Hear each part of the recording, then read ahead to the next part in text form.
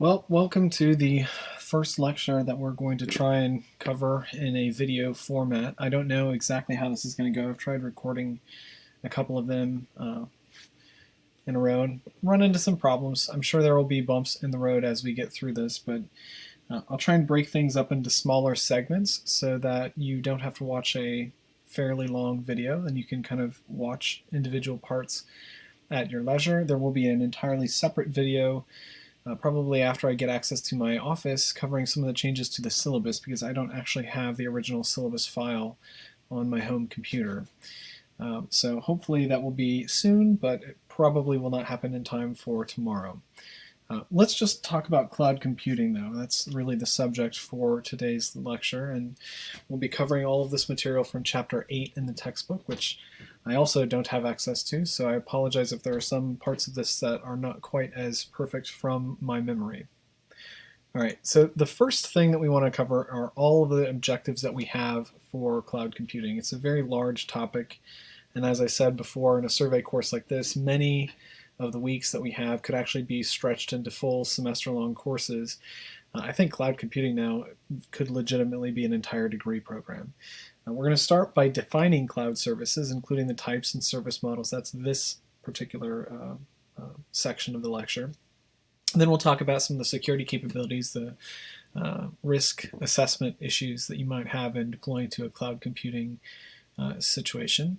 And we'll focus in particular on storage because the encryption and storage of information on a cloud computing environment is a little bit different than what you would see on a laptop or on any system that you would actually own yourselves. And then we'll get into federated identity management, which is a little bit more complicated than just regular identity management. And if you remember from the original lecture when we were talking about identifying users in the operating systems lecture, identification is hard because it's very difficult to verify that the person at the keyboard is actually who you think they are or who they claim to be. That gets a little bit more challenging in a cloud environment, and federated identity management solutions are intended to address some of those issues. All right, so here are the 5 defining characteristics for cloud computing. And this is a really critical piece of the class. Like, you really have to know what constitutes a cloud environment versus a non-cloud, a traditional server client environment. The first characteristic, on-demand self-service. Okay, on-demand self-service. So you are requesting services only when they're needed, and generally right at the moment they're needed.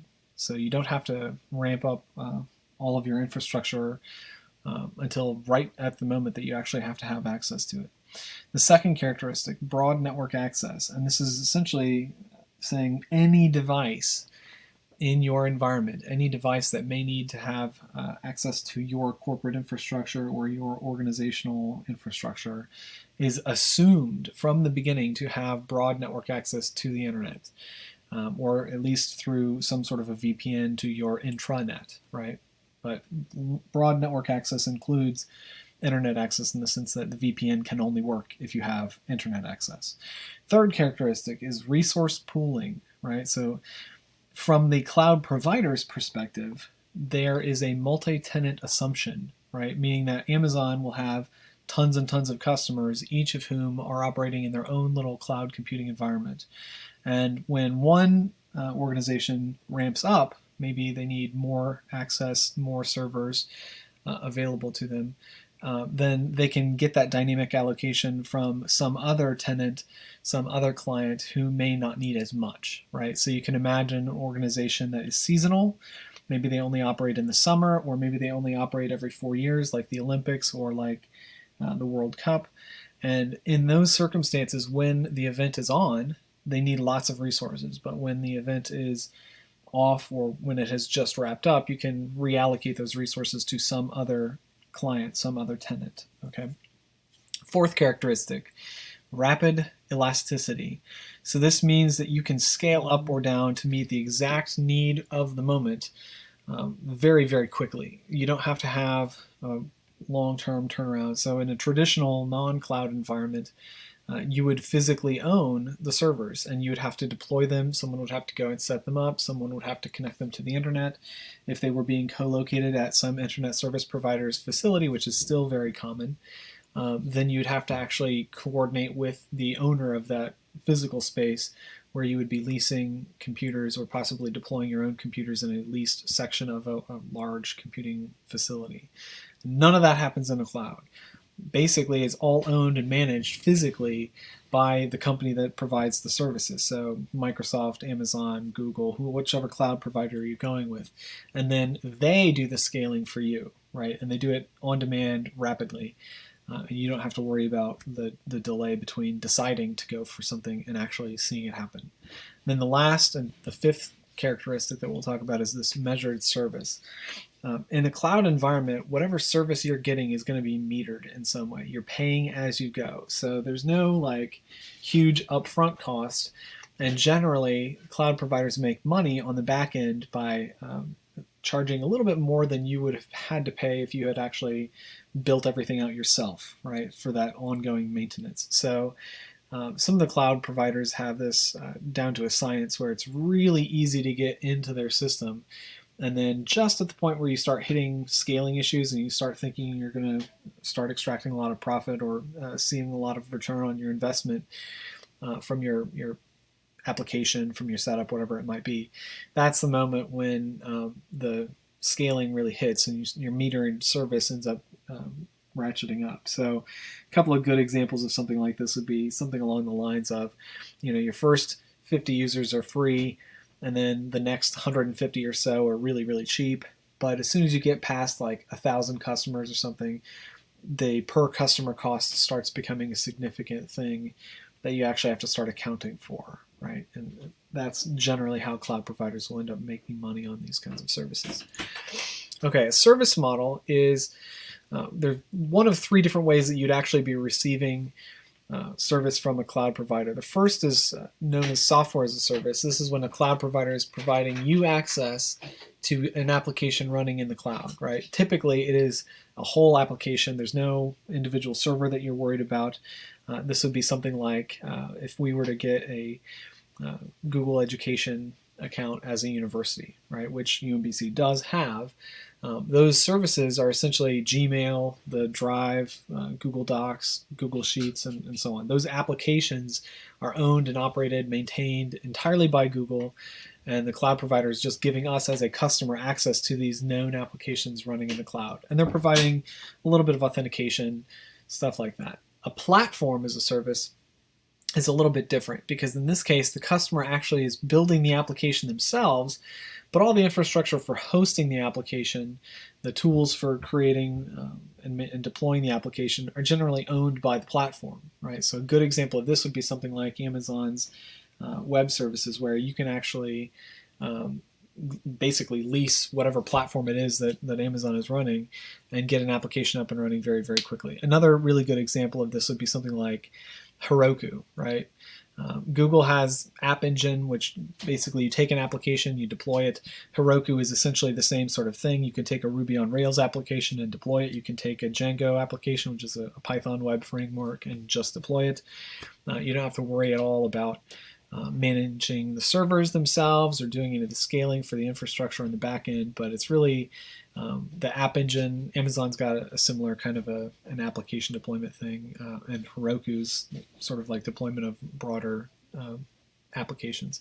And then the third one, which is giving you a little bit more control over the actual infrastructure, is infrastructure as a service. So the cloud provider is basically just managing all of the hardware, and they may give you like a really thin layer of software over top of that hardware that would allow you to configure the storage, configure your internal networking, possibly customize an operating system, that sort of thing. But most of the infrastructure as a service is just like giving you letting the cloud provider control the hardware and giving you control over all of the software that's running on that hardware. So a good example of this would be something like Amazon's EC2, right? Most of the like really small pieces of AWS that are controlled through an API would basically be best thought of as infrastructure as a service. Google has a compute engine that's kind of like this. I think of Linode as another really good example you may have heard of, these sort of Linux providers where they will give you access to a system and then there's like a little thin manager client that allows you to spin up additional copies of that if you need to. But it's an infrastructure as a service platform. And you may need this, right? This is actually a very popular option for people who are doing applications that don't quite fit the platform model. So if you need access to multiple pieces of the operating system, rather than just the stuff that would be exposed by Ruby on Rails or Django, you're probably going to need infrastructure as a service. So a good example of something like this would be if you were building a podcast player and you wanted to be able to re-encode podcasts. This is something you probably would be able to create server-hosted software that would be much more efficient than the kind of thing that you would see in a typical Ruby on Rails application or a typical Python-based Django application. This last one really is all about infrastructure at that level. Okay. So what do these service models look like when you start considering the layered approach that we've had to security for most of this semester? Essentially, you as the owner of the software, the owner of whatever the customer piece of this solution is, would have to own a lot more if you were going all the way to the infrastructure as a service platform. So you can see kind of over here, this is the only stuff the infrastructure as a service provider would manage. The hypervisor, this is sort of like the thin layer that's actually doing virtualization for the servers, and then the actual hardware of whatever system it is. That's it. So they would be handling all the security issues at this level, and then you, the controller of all of the rest of it, have to talk about virtual machines and configuring all of your servers and storage and networking and all that sort of stuff.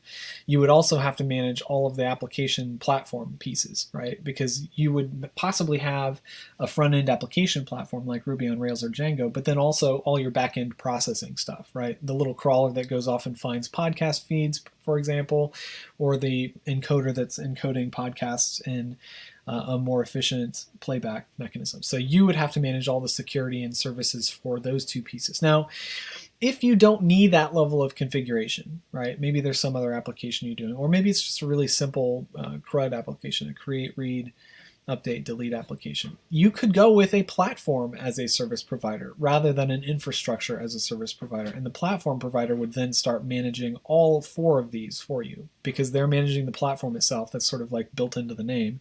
But they're also configuring virtual machines and doing all the networking stuff. It's still going to be virtualized. There's still a hypervisor. They're still going to have to manage that, but then they'll be doing that for you, just like the infrastructure as a service platform would be doing. And then finally, if you are going with the full-on service model that includes literally the application itself as well, then you don't have to worry about any of this stuff on the back end. Basically, the only thing you have to worry about if you're doing something that's basically true software as a service would be the login identity credential issue. And that's why federated identity is one of the key concepts in cloud computing, because a lot of cloud computing really is this application provider type scenario where you just have a need to get access to something like Gmail, something like Google Sheets or what have you.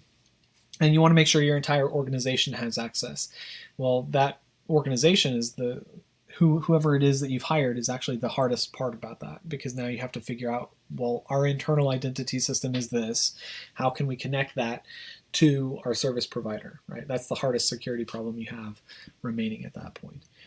It's worth talking a little bit about deployment models as well. If you are doing cloud computing, there's a lot of different ways that you could deploy your application.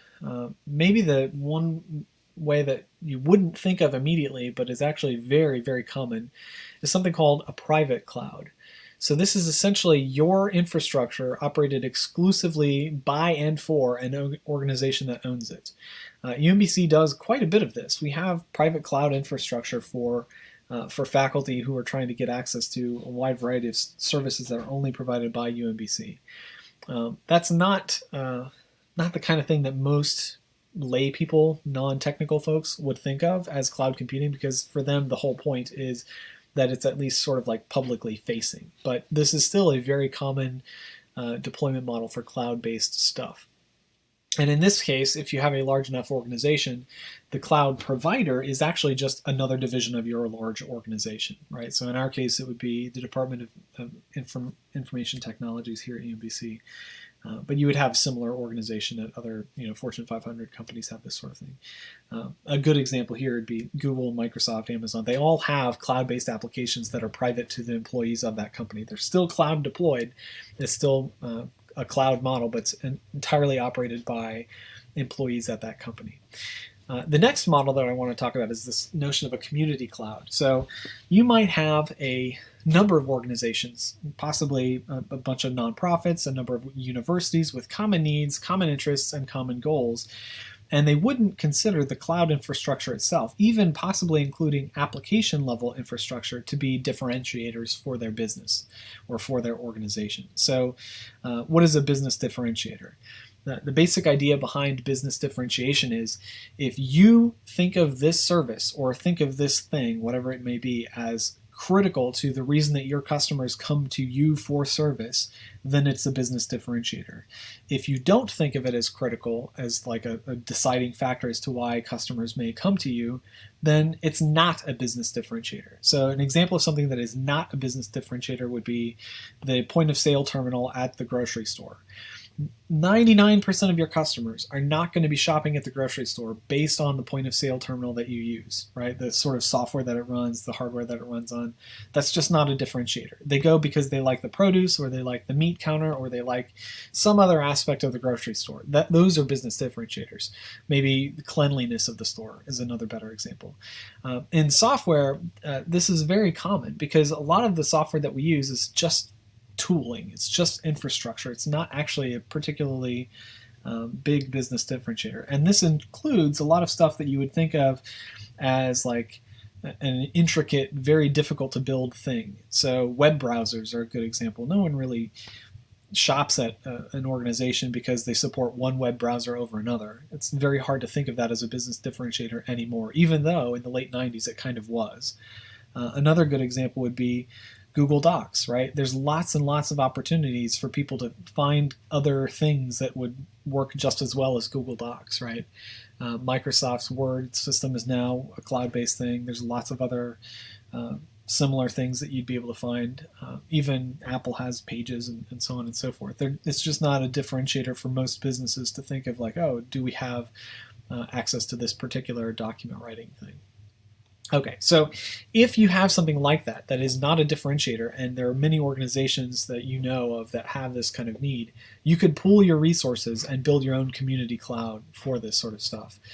This is actually something that's most common with nonprofit infrastructure and government infrastructure. So the US government has 18F, which is a part of the Commerce Department that's essentially just building infrastructure for executive agencies who are trying to build out web-based whatever they need, right? Web-based portals for their services. So the Patent Office has a number of things that they have to be able to do, and we want anyone who's interfacing with the Patent Office to see a similar usable experience as to every other part of the US government's cloud-based profile. And because of that, you can think of each of these organizations, which have separate budgets and separate management hierarchies and so on, as just different organizations with shared needs, and you can build a community cloud based on that. The fourth deployment model we want to talk about is the public cloud. This is anytime you have a cloud service that is essentially owned and offered to the general public by the provider. So you can sign up for a free account just as a person with access to the internet. That is something that you would think of as a public cloud service. Netflix would be a good example of something like this. It is an app-based public cloud service. You can get an account. There's no real restrictions on who you are and even really what country you're from and so on and so forth. Public cloud service provider making services just available to anyone who has money and wants to pay for it. Hybrid clouds. Okay, so this is kind of a complicated situation, but this is actually the best model for UMBC and most universities. Typically, you are going to have a lot of stuff that you would think of as private cloud information at a university, but community cloud information shared by a lot of other universities, and they have to interface real tightly with one another. So we've got stuff that only UMBC needs access to, but we want to use the same login and the same integration with a lot of the other community cloud stuff that's available. So like my UMBC is really just a UMBC thing, But we wanted to interface with all of the other stuff that we have access to, like library databases that other universities also have access to. So this is essentially a hybrid cloud model, and trying to manage the identity model across all of these different services is the real challenge from a security standpoint, right? You've got two or more different types of clouds. We're using this connecting technologies, mostly doing identity detection and that sort of thing, to enable sharing and load balancing across all of these things within the organization.